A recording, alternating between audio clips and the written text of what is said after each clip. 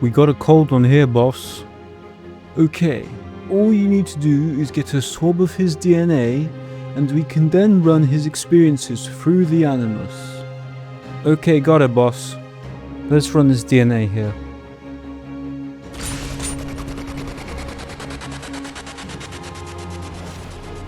What are you doing, you insolent fool? You were supposed to be looking for the Apple of Eden, and you're... Wait, is that a Kinect? Come join in, boss. In 2010, Microsoft looked at the gaming world and said, you know what this gaming space needs? A motion camera that watches you dance like a drunkard, or attempt to try to play sport. Ladies and gentlemen, this is the Kinect. A piece of technology so ridiculously ahead of its time that it flopped commercially, got turned into a meme, but somehow still became one of the most influential pieces of gaming hardware ever made.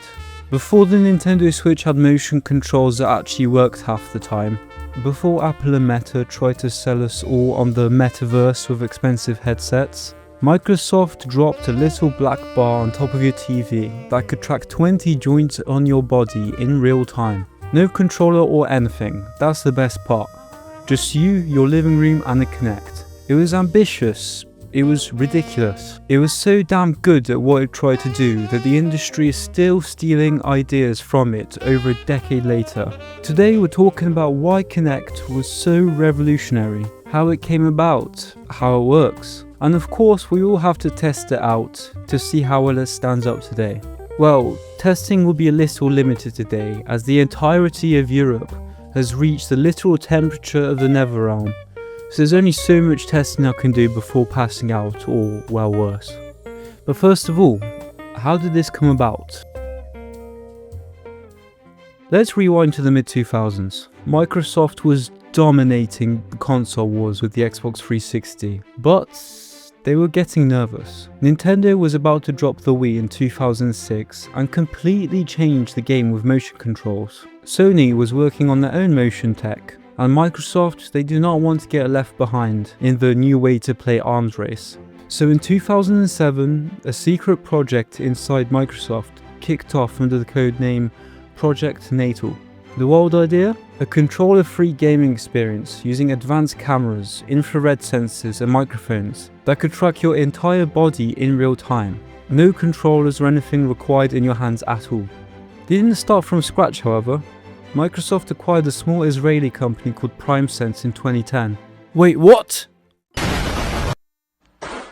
Which had developed the revolutionary depth sensing technology. This tech could read 3D space using an infrared sensor and a camera, basically creating a real-time skeleton of your body with up to 20 joints tracked simultaneously. After years of development and reportedly over 500 million invested, Microsoft finally unveiled the project at E3 2009, and the demo, it blew everyone's minds. The demo saw a guy playing a river rafting game by leaning his body, or playing a football game by kicking an invisible ball.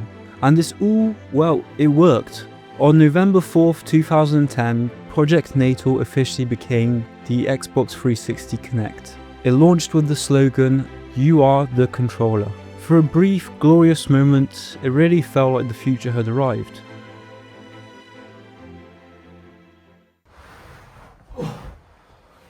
Please like and subscribe. But how does this all work? How does this little black bar on top of your TV magically know what you're doing?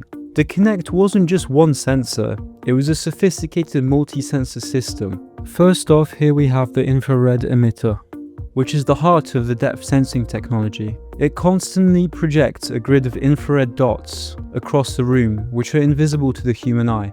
These dots create a structured light pattern. When light hits these objects, including your body, it gets distorted based on the distance and shape. The Kinect camera reads these distortions and calculates the depth for every point in the room, basically building a 3D depth map in real time.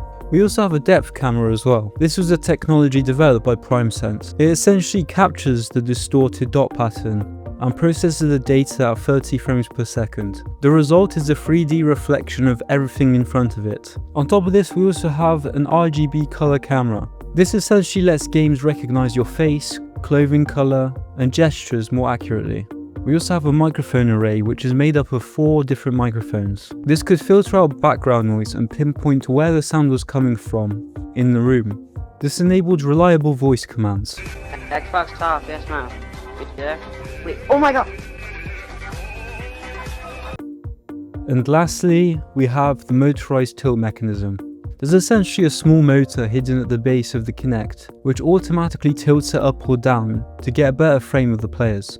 This will automatically adjust based on the amount of people and their height. But how does this all work in synchronicity to make this magic work? The depth data as well as the color data and the audio were fed into Microsoft's custom software and AI algorithms. The system creates a real-time skeleton of your body. It could recognize your gestures, poses, movements and so on. And then all of this was processed on the Xbox 360's hardware. Which, well, given how old it is, this was massively impressive. Here's a little fun fact for you. The original Kinect was so good at depth sensing that NASA and other universities later used modified versions for robotics and 3D scanning. It was revolutionary technology that Microsoft tried to turn into a party game device.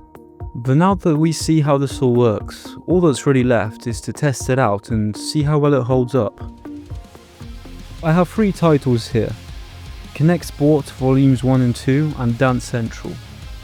The Kinect Adventure Disc that I ordered was unfortunately broken, scammed. Starting off with Kinect Sports, the first one. This was a flagship launch title, which comes with a collection of mini games like bowling, boxing, tennis, golf, track and field. The initial experience was slightly janky, but all of the mini games ended up working and felt surprisingly satisfying. The boxing felt like you were actually throwing punches and dodging, and all of these mini games just read everything that you're doing with impressive accuracy. It did feel a little like this game was made for the tech demo era though. I didn't have too many moments where it was telling me to step back or stand in the middle or readjust certain things. But overall, it was genuinely fun, and for a group of friends, this is a perfect little gadget. Then I tried Dance Central. This was a really good game. The tracking is shockingly accurate. It can tell the difference between a sloppy move and real choreography with no issue at all. Mine was nothing but sloppy, unfortunately. I can't do this. I cannot do this.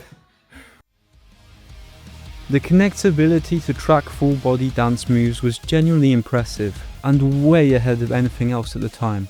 What about Kinect Sports Volume 2 though? This was slightly better than the first one. It does include a couple more new mini games that aren't actually in the first one. The golf was actually insane. The fact that you're able to control what you're doing within this game with such control just through this little sensor is impressive. Overall, a very fun experience. It's just a real shame that the Adventures disc didn't work. So after diving into the history, tech and the games available on the Kinect, what's the final verdict? The Kinect was wildly ahead of its time. Microsoft had a crazy vision for a controller-free future where your body is a controller. For a brief moment in 2010 and 11, it actually worked. The technology was legitimately revolutionary. The sensing, tracking and voice recognition were genuinely years ahead of anything on the market. And the games, well, they all still hold up very well. But it was a great example of great hardware let down by execution. The living room simply wasn't ready for it. The general consensus was that the games were a bit too inconsistent. Microsoft also pushed it way too hard and way too fast. This meant that by the time the Kinect 2 came with the Xbox One, the world had already moved on to smaller and more practical controllers. In the end though, the Kinect didn't fail because it was a bad idea. It failed because it was too ambitious for its own good. The industry just wasn't ready to give up their precious controllers yet.